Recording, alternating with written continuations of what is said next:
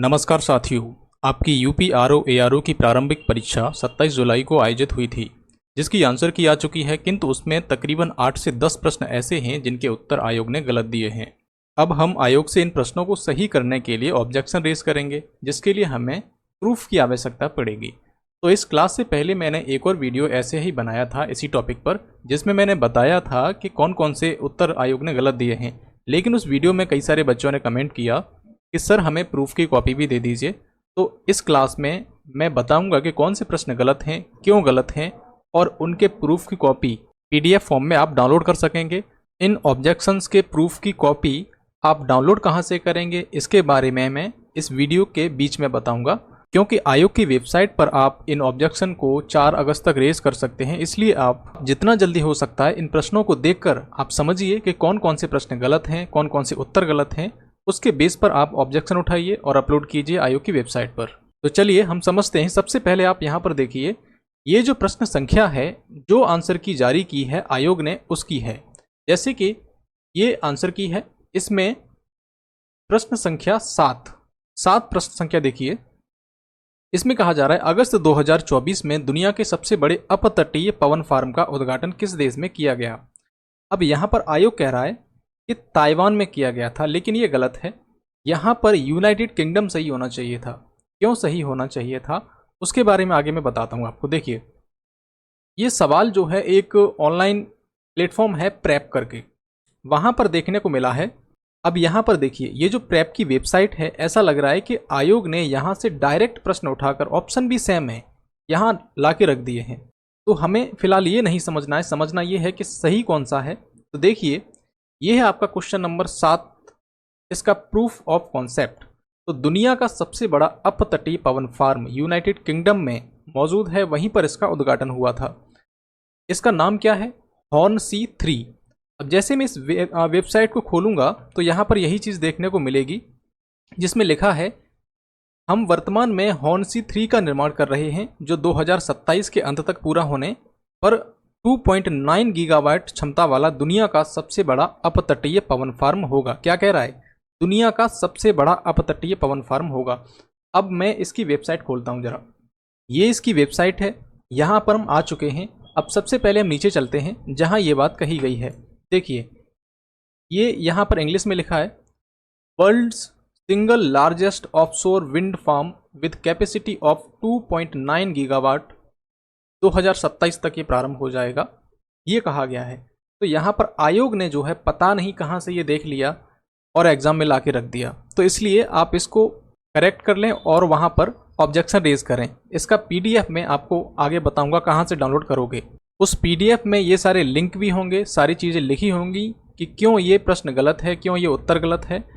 आगे थोड़ा और स्पष्ट करते हैं इस सवाल को। ताइवान क्यों नहीं है? कि ताइवान में ग्रेटर चांगहुआ 1 और 2A इसका उद्घाटन हुआ था अप्रैल 2024 में, जो कि अगस्त से पहले है। अगस्त 2024 की बात की जा रही है।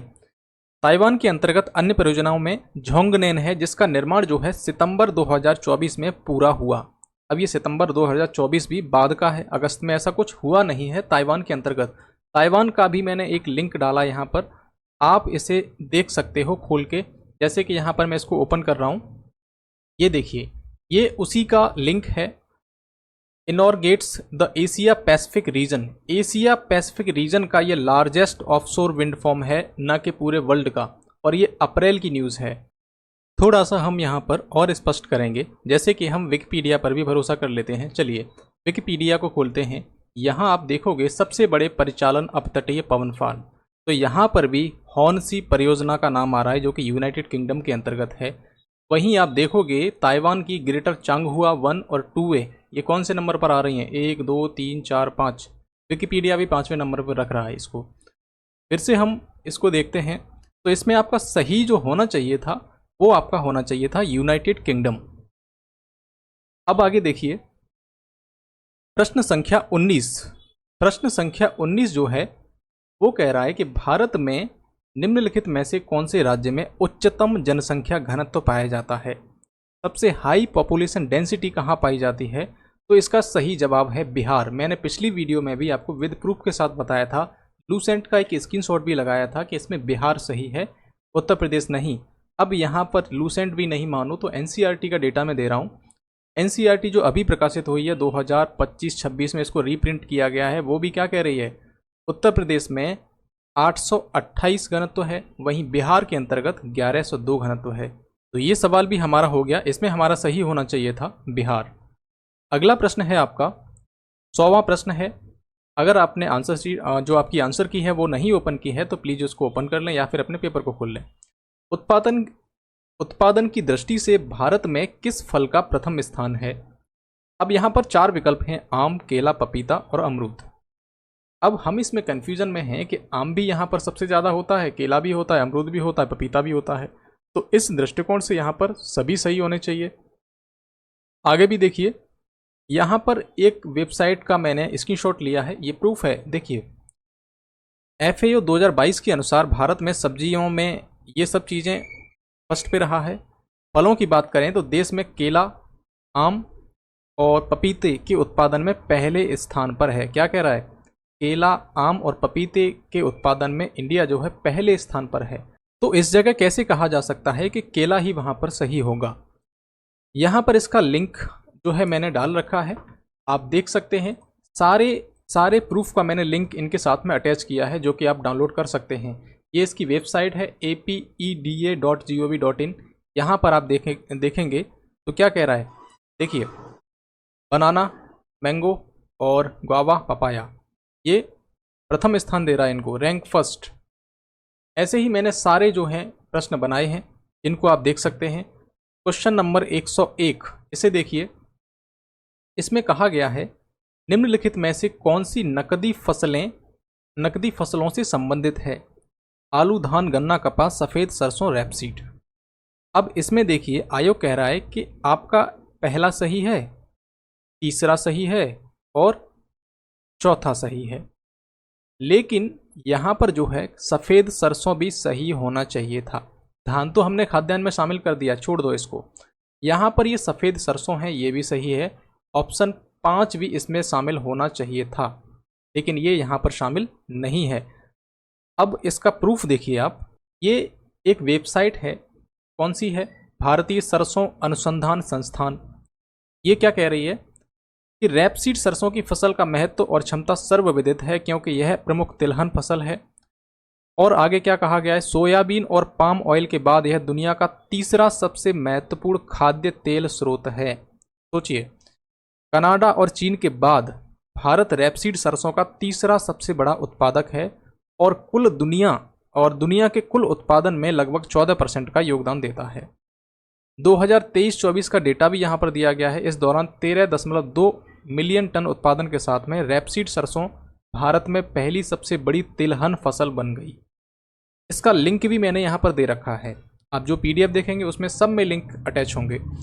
इन आधारों पर हम कह सकते हैं कि ये जो है तिलहन की फसल जो है, रैपसीड सरसों जो है, एक नकदी फसल है। लेकिन आयोग क्या कह रहा है? आयोग कह रहा है हम नहीं मानेंगे इसको। ऑप्शन बी इसमें शामिल होना चाहिए था, ये भी शामिल होना चाहिए था। आगे देखिए, एक और मैं यहाँ पर प्रूफ दे रहा हूँ। ये है mustard special with PK Rai, director ICAR, इसके डायरेक्टर हैं। इन्होंने क्या कहा? देश में उगाई जाने वाली 7 खाद्य तिलहन फसलों में रैपसीड सरसों फसलों का समूह क्षेत्र और उत्पादन में सोयाबीन के बाद दूसरे स्थान पर है। वही बात रिपीट है। अब यहाँ पर देखिए, देश के कुल तेल बास्केट में रैपसीड सरसों के योगदान के मामले में रैपसीड सरसों लगभग 36% योगदान के साथ में पहले स्थान पर है। इसका भी लिंक मैंने यहाँ पर दे रखा है। जैसे कि आलू को आपने शामिल किया, आलू जो है वैसे तो सब्जी है, लेकिन उसका यूज किस में हो रहा है? चिप्स बनाने में हो रहा है, बहुत से विभिन्न चीज़ों में हो रहा है। तो इसका नकदी फसलों के रूप में अब उपयोग बढ़ चुका है। वैसे ही जो सरसों है एक नकदी फसल के रूप में है। थोड़ा और स्पष्ट करते हैं, रैपसीड एक नकदी फसल क्यों है? मुख्य रूप से इसका यूज़ तेल के लिए किया जाता है, खाद्य और औद्योगिक उपयोगों के लिए बेचा जाता है। इसका भोजन बाय प्रोडक्ट पशु चारा के रूप में भी होता है। यह भारत में तेल उत्पादन में महत्वपूर्ण योगदान देता है। सरकार के आंकड़े भी यही दिखाते हैं कि फसल वाणिज्यिक उद्देश्यों के लिए उगाई जाती है, जिससे यह नकदी फसल की परिभाषा में फिट बैठती है। सरकार का डेटा आप देखिए, भारतीय कृषि अनुसंधान परिषद ICAR रैपसीड मस्टर्ड अनुसंधान निदेशालय के अनुसार रैपसीड मस्टर्ड 2023-24 में भारत की सबसे बड़ी तेल बीज फसल थी, जिसमें 13.2 मिलियन टन का प्रोडक्शन हुआ था। यहाँ पर खाद्य प्रसंस्करण उद्योग मंत्रालय MOFPI का डेटा है, जिसमें कहा गया कि रैपसीड मस्टर्ड भारत में खाद्य तेल उत्पादन में 36% योगदान देता है। तो ये इतने आधार काफ़ी हैं इस फसल को एक नकदी फसल घोषित करने के लिए। अगला प्रश्न है क्वेश्चन नंबर 114। निम्नलिखित में से कौन सी एक वैधानिक संस्था है? अब इतना भी नहीं पता आयोग को किसने ये पेपर सेट किया, किसने इसकी आंसर की बनाई, जो वित्त आयोग को यहाँ पर सही कर रहा है। देखिए, वित्त आयोग आर्टिकल 280 संविधान के आर्टिकल 280 के तहत एक संवैधानिक संस्था है। इसमें कोई विवाद नहीं है कि यह संवैधानिक निकाय है, क्योंकि यह सीधे संविधान द्वारा स्थापित है। यहाँ पर मैंने लिंक भी दे रखा है। अभी हाल ही में 16वें वित्त आयोग का गठन किया गया है, जिसके अध्यक्ष अरविंद पनगड़िया बनाए गए हैं। अब उसमें भी इस जो आपका अनुच्छेद है उसका उल्लेख है। तो किस आधार पर हम कह दें कि ये वैधानिक संस्था है? तो ये आयोग को मानना ही पड़ेगा, इसको आप ऑब्जेक्शन में शामिल करें। अब देखिए, संवैधानिक संस्था और वैधानिक संस्था में अंतर क्या है। अगर वो ना माने तो ये भी बता दो कि संवैधानिक संस्था जो है भारत के संविधान द्वारा सीधे स्थापित की जाती है। इसके प्रावधान संविधान में निहित होते हैं, जैसे कि वित्त आयोग अनुच्छेद 280, चुनाव आयोग अनुच्छेद 324, सर्वोच्च न्यायालय अनुच्छेद 124। तो ये क्या है? संवैधानिक संस्थाएं हैं। वैधानिक संस्थाएं वे होती हैं जिसे संसद या राज्य विधानमंडल द्वारा कानून बनाकर स्थापित किया जाता है, जैसे कि राष्ट्रीय मानवाधिकार आयोग 1993 में बना था, ये मानवाधिकार संरक्षण अधिनियम के द्वारा। केंद्रीय सूचना आयोग। तो ये सभी क्या हैं? वैधानिक संस्थाएं हैं। अगर फिर भी न माने तो ये देखिए, यहाँ पर मैंने कॉन्स्टिट्यूशन का लिंक दे रखा है, जिसके पेज नंबर 194 पे आर्टिकल 280 लिखा है, उसे पढ़ लें। आगे देखिए क्वेश्चन नंबर 121। सूची फर्स्ट को सूची 2 से सुमेलित करना है हमें और सही उत्तर चूज करना है। देखिए यहाँ पर ये क्या कह रहे हैं कि बी सही है, तो हम बी को मिला लेते हैं। ए तीसरे से कर दिया इन्होंने, बी पहले से कर दिया बुंदेला विद्रोह, लेकिन यहीं पर ये फंस गए। बुंदेला विद्रोह जो है वो 1554 में नहीं हुआ था। कब हुआ था? 1842 में हुआ था, जब जवाहर सिंह बुंदेला और माधवकर शाह जैसे नेताओं ने ब्रिटिश शासन के खिलाफ विद्रोह किया था। इसके प्रमाण क्या है? इंडियन कल्चर की वेबसाइट है, भारत सरकार की वेबसाइट है, जिस पर लिखा है the Bundela rebellion of 1842 took place in the Sagar and Narbudda territory, the Bundelkhand region of central India. तो ये लिंक है, इसको मैं ओपन करके आपको दिखा देता हूँ। इस पर ये स्पष्ट रूप से लिखा हुआ है, लेकिन यूपीपीसीएस को ये नहीं दिखा। देखिए यहाँ पर 1842 डेट दे रखी है। इंडियन कल्चर की वेबसाइट है ये, गवर्नमेंट ऑफ इंडिया यहाँ पर लिखा भी है, आप देख सकते हैं। सारे जो भी प्रश्न हैं उनमें सभी में मैंने इसी तरीके से लिंक लगा रखे हैं और यहाँ पर क्वेश्चन संख्या भी दे रखी है। अब समझिए, अगले प्रश्न पर हम आते हैं। प्रश्न संख्या 127। 127 में क्या कह रहे हैं कि निम्नलिखित में से किस राजा का कथन है? अब ये अशोक वाला कथन है, हमारी सारी प्रजा सत्कर्मों का सृजन करती है, समस्त आपदाओं से मुक्त, ईर्ष्या से अकलुषित मनों से आनंद का भोग करे।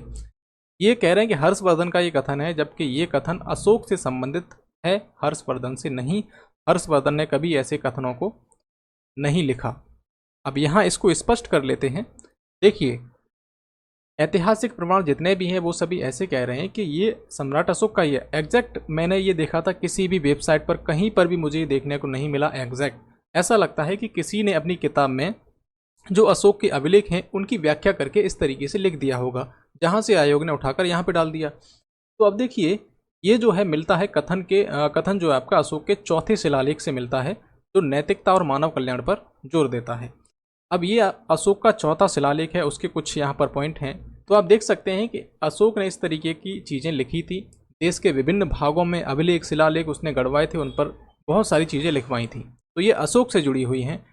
यहाँ पर पुस्तक भी है, जहाँ पर आप ये देख सकते हैं, रोमेला थापर की पुस्तक है, Ashoka and the decline of the Mauryas, और पेन एस धम्मिका इनकी एक पुस्तक है द एडिक्ट ऑफ अशोका। इसमें क्या है? अशोक के शिलालेखों का सीधा अनुवाद इसमें लिखा है। अगर आयोग नहीं मानता है तो इन सब चीज़ों को पढ़ ले, हमारे पास इतना समय नहीं है जो कि हम इतनी बड़ी बड़ी किताबों को पढ़ें। Ashoka and the decline of the Mauryas, इसमें कह रहे हैं कि शिलालेखों का विस्तार से यहाँ पर विश्लेषण किया गया है। चौथे शिलालेख में इसी तरीके के विचारों का उल्लेख है, इसका भी यहाँ पर वर्णन है। तीसरी एक और पुस्तक है Charles Allen, Ashoka the search for India's lost emperor. इसमें अशोक के जीवन, उनके शिलालेखों का विस्तृत विवरण है, जिन्हें आयोग देख सकता है अपनी आंखों को खोल करके, तो शायद दिख जाए उन्हें। आगे देखिए, थोड़ा और स्पष्ट करते हैं। अशोक जो है उसके शिलालेख जो थे उनके धर्म के सिद्धांतों को व्यक्त करते हैं और ये पूरे साम्राज्य में फैले हुए थे। जबकि हर्षवर्धन जो है उनका जो लेखन था साहित्यिक और व्यक्तिगत अधिक था, जैसे कि बाण भट्ट की हर्षचरित या फिर हर्षवर्धन के खुद के नाटक हैं प्रियदर्शिका, रत्नावली, नागानंद, उसमें इस तरीके की बातें कहीं नहीं हैं। तो ये जो है सीधे तौर पर जुड़ता है अशोक से। 127वां प्रश्न। अगला प्रश्न है क्वेश्चन नंबर 152। यहाँ कह रहे हैं हिंदी के अंतर्गत कुछ लोग नागपुर से आए हैं। अब वाक्य में कुछ शब्द विशेषण का कौन सा भेद है? शब्द विशेषण का भेद पूछा गया है कुछ के लिए। तो ये कह रहे हैं कुछ जो है परिमाणवाचक विशेषण है। क्यों कह रहे हैं और ये क्यों गलत है आगे हम देखेंगे। यहाँ पर सही होना चाहिए था आपका ऑप्शन ए। आगे देखिए, ये कुछ लोग नागपुर से आए हैं, ये जो है अनिश्चित संख्यावाचक विशेषण है। कैसा विशेषण है? अनिश्चित संख्यावाचक। अब यहाँ पर मैंने कुछ लिंक दे रखे हैं, जैसे कि Hindi Vyakaran aur Rachna by Bhola Shankar Vyas and others. इधर है आपका Hindi Vyakaran aur Rachna by Bhola Shankar Vyas and others, ये वाला। अब इनको दोनों को खोल के देखते हैं हम। तो देखिए, इसमें ये कह रहे हैं कि अनिश्चित संख्यावाचक विशेषण से किसी निश्चित संख्या का बोध नहीं होता, जैसे कुछ ग्राम, थोड़े आदमी, सब लड़के, बहुत पुस्तक। तो हम ये आइडिया नहीं लगा सकते कि यहाँ पर कितने लोगों की बात की जा रही, कितनी वस्तुओं की बात की जा रही है। तो इसे कहेंगे हम अनिश्चित संख्यावाचक विशेषण। वैसे ही इस प्रश्न में क्या कहा गया है? कुछ लोग। क्या कहा गया है? कुछ लोग। लेकिन ये पूछ रहा था कुछ के लिए। यहाँ देखिए, ये क्या कह रहा है? कुछ शब्द विशेषण में कौन सा भेद है? तो यहाँ पर ये भी हो सकता है, क्योंकि यहाँ पर स्पेशली कुछ के लिए पूछा गया है। लेकिन होगा क्यों नहीं, ये मैं आपको समझाता हूँ। देखिए, यहाँ पर आगे है कुछ, सब, थोड़े, बहुत, ऐसे ही विशेषण हैं। कुछ रोटियां, सब ग्राम और बहुत घोड़े। इन वाक्यों में कुछ, सब, थोड़े, बहुत शब्द ये क्या हैं? संख्यावाचक हैं। पर कुछ दूध, सब आटा, थोड़ा चून, बहुत पानी, ये सब क्या है? परिमाणवाचक हैं।